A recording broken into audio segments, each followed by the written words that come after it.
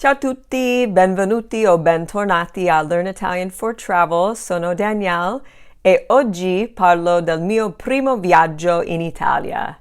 Hello everybody, welcome back to Learn Italian for Travel. I'm Danielle and today I'm going to talk about my first trip to Italy. So in the first podcast that I made, I talked about my Italian grandparents, I miei nonni, and the format for this podcast will be the same as that one, where I will introduce relevant vocabulary in the beginning and give you the opportunity to repeat after me, practice the pronunciation, and then I will read the story in Italian. So the categories are going to be, for the vocabulary, just like in my first story, verbs, and the two verbs tenses that I'll use in this story are the imperfect and the present perfect. The other category will be nouns or other phrases. And just like before, I'm going to put the transcript and the translation of the story on my website, learnitalianfortravel.com. That's where you'll find the transcript under the blog section. So this time I'm also going to give you a little bit more time and opportunity to practice the pronunciation as I'm moving through these words. Allora, cominciamo con il vocabolario. So let's start with these vocabulary words. The first category then will be verbs in the imperfect tense. So I did a podcast last week on verbs using the present perfect, and in the future I will do one talking about just the imperfect. Maybe that will come next week. La prima parola, the first word, is avevo. So repeat after me, and I'll give you a chance to say it twice. Avevo. That means I had. Andavo. Andavo. I went. Insegnava. Insegnava. He taught or she taught. Ero.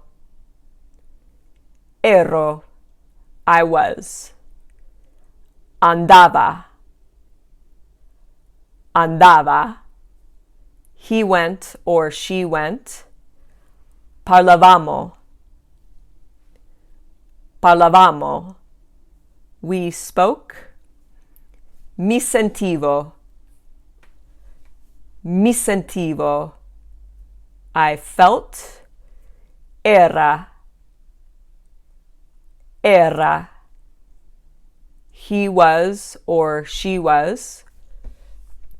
Parlava. Parlava. He spoke or she spoke. C'era. C'era. There was. Mi fidavo. Mi fidavo. I trusted. I want to talk about this verb really quick because it's a little bit confusing. So the verb is fidarsi, and in the infinitive, it means to trust somebody. But it's used reflexively because you have to say that you trust yourself to the person. So in the conjugation, it's mi fidavo, and if I want to say I trusted her, which is what I'm saying in this story, I would say mi fidavo di lei. Mi fidavo di lei. I trusted myself of her. That's, I guess, the literal translation. Sembravano. Sembravano. They seemed. Mi ricordavo. Mi ricordavo. I remembered. Erano. Erano. They were. Mi addormentavo. Mi addormentavo. I fell asleep. E l'ultima parola nell'imperfetto, the last word in the imperfect, portava. Portava. Brought. He or she brought. In this case, it's talking about the train. The train brought. Va bene. Okay, il prossimo gruppo. The next group are verbs in the passato prossimo, or the present perfect, which there's a whole podcast talking about when to choose essere as the helping verb, when to choose avere as the helping verb, and how to form the past participle and all of that. So if you didn't catch that one, I would go back and listen to that as well. Allora, ho dovuto seguire. Ho dovuto seguire. I had to follow. Seguire means to follow, but it's used when describing taking a class. You don't use the verb to take, prendere. You use either seguire or frequentare. So here I'm talking about classes that I took. This is a verb phrase, meaning there are two different verbs in the phrase. Ho dovuto, I had to, and then seguire is in the infinitive. Mi sono seduta. Mi sono seduta. I sat. E atterrato. E atterrato. It landed. Another verb phrase coming up with a direct object pronoun in the front. Mi ha aiutato a trovare. Mi ha aiutato a trovare. He helped me to find. It could be she, but in this case, in this story, it's a he. Ci siamo salutati. Ci siamo salutati. We said goodbye. Averlo conosciuto. Averlo conosciuto. To have met. Sono arrivata. Sono arrivata. I arrived. Non ho capito. Non ho capito. I didn't understand. Ho chiesto. Ho chiesto. I asked. Mi ha offerto. He offered me. Abbiamo chiacchierato. Abbiamo chiacchierato. I love this verb, chiacchierare. It means to chat. So that is the past participle chiacchierato, and so the meaning is we chatted. È arrivato. È arrivato. It arrived. Could also be he arrived, but in this case it's talking about the train. Ha portato. Ha portato. He brought or she brought. This next verb has a direct object pronoun in the front. So it's written actually with an L apostrophe in front of the conjugation of avere. L'ha messo. L'ha messo. So it's not la, L-A, it's L apostrophe H-A. He put it. The next one as well is written with a direct object pronoun in the front. And so when you have the direct object pronouns in the singular forms, lo meaning he or it, a masculine object, or la meaning she or it, a feminine object, both of those are singular. When you put that in front of the conjugation of avere, you're going to drop the vowel. So instead of saying lo or la, you get rid of that o or a, and then you put an apostrophe, and then you sort of attach it to the conjugation of avere, and it's just for better flow.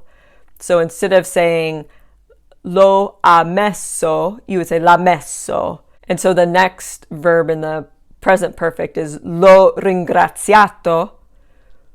L'ho ringraziato. I thanked him. And the him would be the lo, but we dropped the o. È partito. È partito. He left.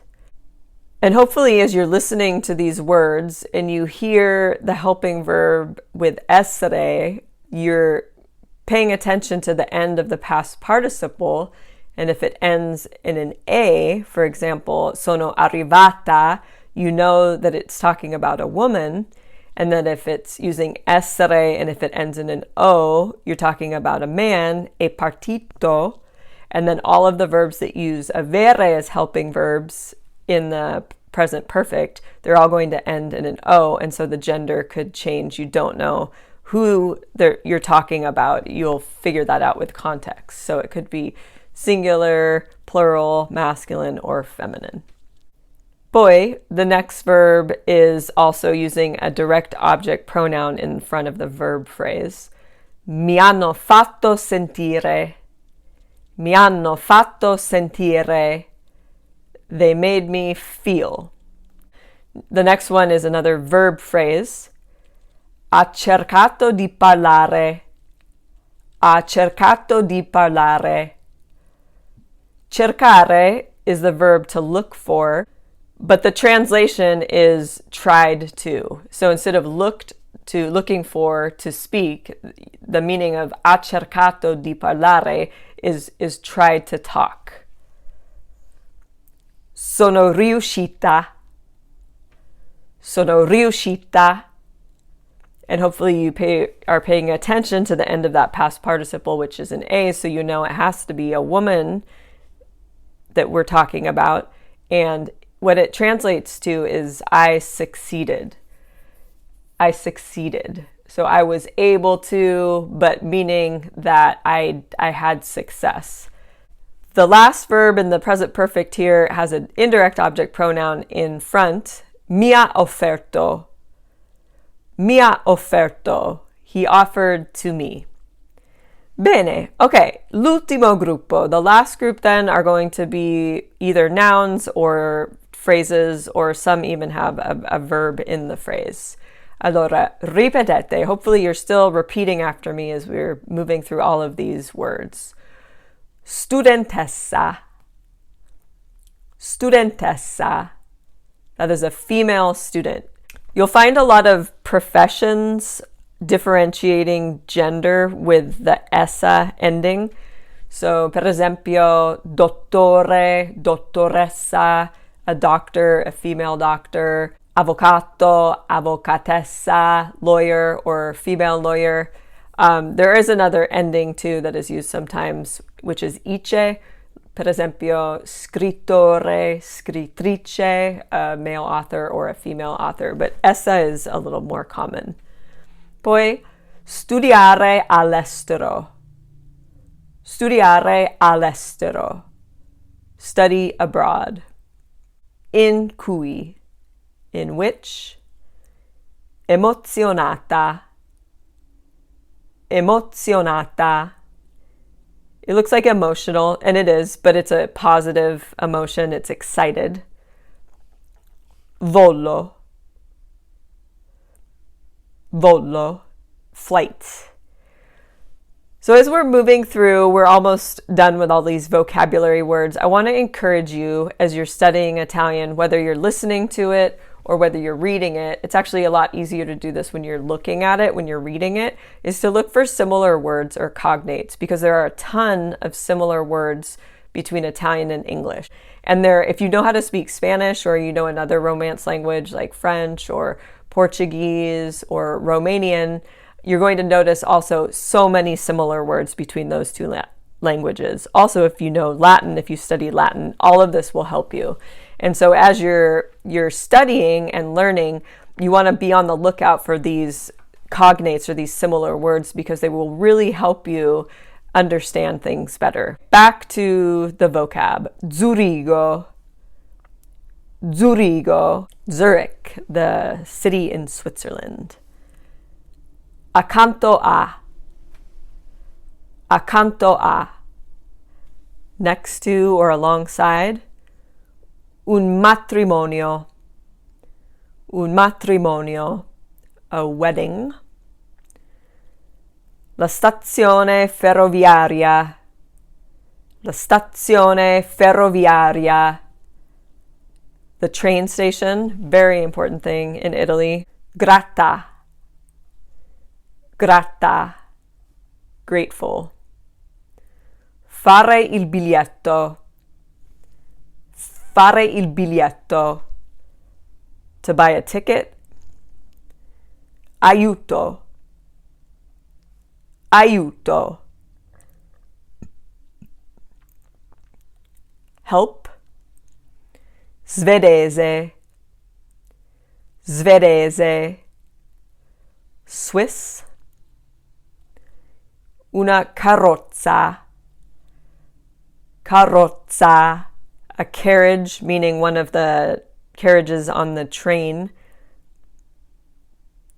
Ubriachi. Ubriachi. Drunk, that is an adjective, it ends in an I, so we're talking about masculine plural. In this case, they were two men. Scomoda. Scomoda. Scomoda is uncomfortable. I love these types of words in Italian, where certain words, they will have one meaning, and then if you put an S on the front of the word, it changes the meaning. So this word, if you say comoda, that means comfortable, but then if you want to say uncomfortable, you say scomoda with an S in the beginning. Nulla. Nulla. Nothing. Gratitudine. Gratitudine. Gratefulness or thanks. Protetta. Protetta. Protected. E mentre. Mentre. While. Va bene. Okay. Ecco la lista. Oh, there's one more. I wanted to translate sarebbero insegnati. Sarebbero insegnati. This is a tense that's more advanced. It's using the conditional and it's would be taught. So now I'm going to read the story to you, and I'm going to read it at a quicker pace, but if it feels too fast for you, you can adjust the speed and you can slow it down a little bit. And then maybe after you've understood it at a slower speed, you can speed it back up. Oggi parlo del mio primo viaggio in Italia nel 1996. Avevo 21 anni e ero una studentessa all'Università di Santa Barbara. Prima di partecipare nel programma di studiare all'estero, ho dovuto seguire 6 corsi di italiano perché tutti i miei corsi in Italia sarebbero insegnati in italiano. Andavo a vivere e studiare a Padova per un anno nella stessa università in cui insegnava Galileo. Ero molto emozionata e anche un po' nervosa.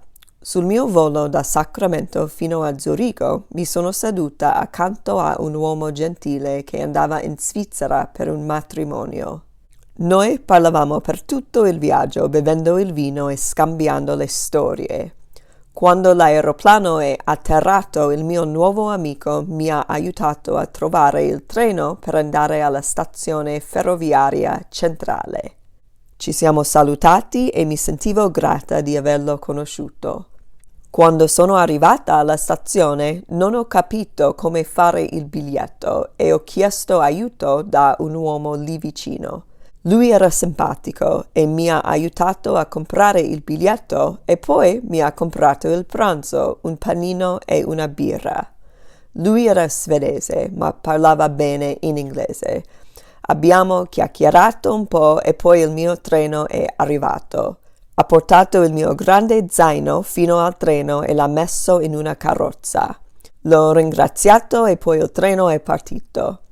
Nella carrozza dove mi sono seduta c'erano una signora matura e alcuni uomini giovani. Lei era italiana, ma non ho capito la nazionalità degli uomini. Mi fidavo subito di lei, ma gli uomini sembravano ubriachi e mi hanno fatto sentire scomoda. Lei ha cercato di parlare con me, ma non mi ricordavo nulla. Le uniche parole che sono riuscita a dire erano «Ciao, mi chiamo Daniela, grazie» e «Certo». La signora gentilmente mi ha offerto un panino e l'ho mangiato con gratitudine. Mi sentivo protetta da lei e da tutta la buona gente che mi aveva aiutato durante il mio viaggio. Mi addormentavo mentre il treno ci portava a Milano. La fine.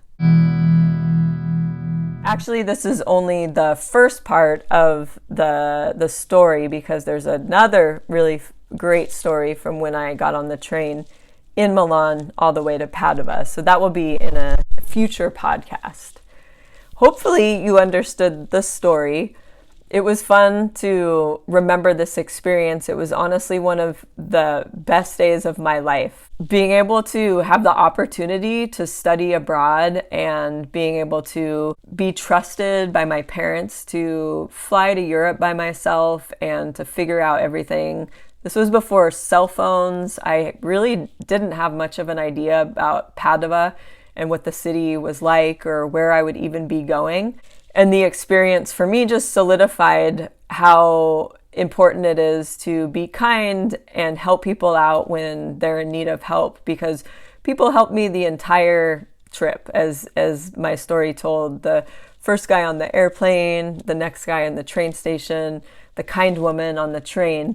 And then you'll see in the next story, there's another very kind woman who I meet on the train from Milan to Padua, who actually became a really good friend of mine the whole time I was in Padua.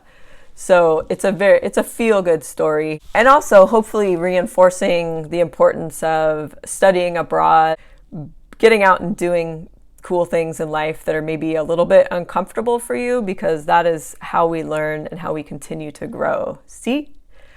Va bene. Grazie mille per la vostra attenzione. Thank you for tuning in today. E alla prossima. Ciao. See you next time.